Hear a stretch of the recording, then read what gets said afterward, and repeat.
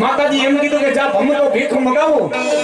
તારી લેડી ઠેકાણે એક દીધો મસ્તીનો કરું તે દીધો માન્ય હું મોણિયા વાળી માં નાગભાઈ બોલતી માં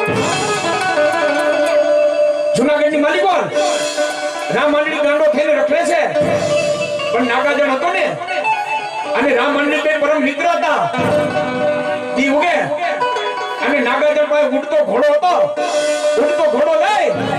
અને નાગાજણ દરો જુનાગઢ જઈને રામ મંડળી કે કહુંગો મીઠો કરાવેવો પણ રામ મંડળી કે જુનાગઢની માલિકો ગાંડો થઈને રખડે છે નાગાજણે કીધું માં આ મારો ભાઈબંધ છે માતાજી જુનાગઢમાં ગાંડો થઈને રખડે છે અને તું તો સતી છો સતી કોઈની કોઈને હરાબ નો દે માં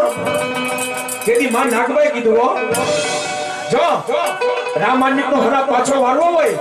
તો એને કે મજવડીના છાપે કારવાના છાપે ગમે કોઈ સાધુ હામો મળે